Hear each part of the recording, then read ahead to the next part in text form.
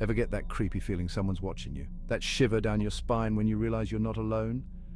Now imagine that feeling, but it's not some dude in a trench coat. It's the government, your government, peeking into your texts, your emails, even your browser history. Welcome to the 21st century, where privacy is a myth and Big Brother is real. Think about it. Every call you make, every website you visit, every emoji you send, all potentially monitored. Sounds like a bad sci-fi movie, right? Except this is real life. And the technology is here, hidden in plain sight, silently recording your digital footprint. The question isn't whether they can watch, it's whether they are. And if they are, what are they doing with all that information? These aren't just hypothetical questions. These are the questions that keep us up at night staring at the blinking cursor on our laptops. So how much of this is paranoia and how much is reality? The answer, unfortunately, is more complicated than a simple yes or no. Governments around the world have been engaged in surveillance for centuries. It's nothing new. But what is new is the scale and sophistication of modern technology. We're not talking about tapping a few phone lines anymore. We're talking about mass data collection.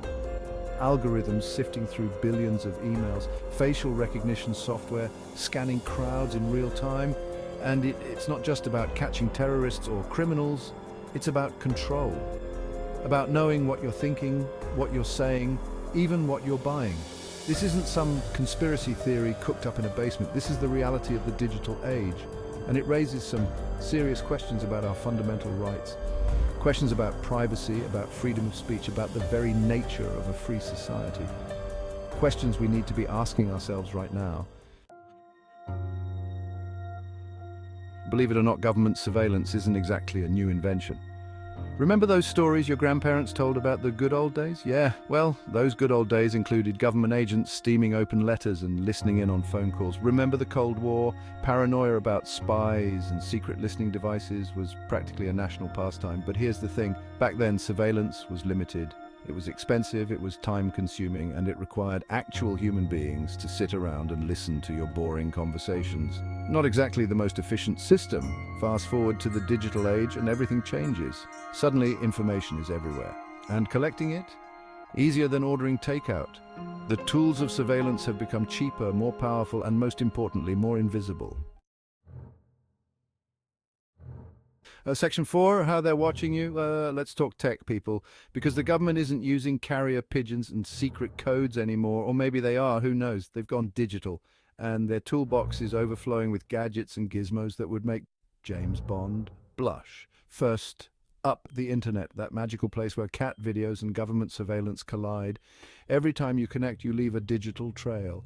And guess what? That trail can be followed. Your IP address, your browsing history, your online purchases, all fair game for anyone with the right tools and the right access.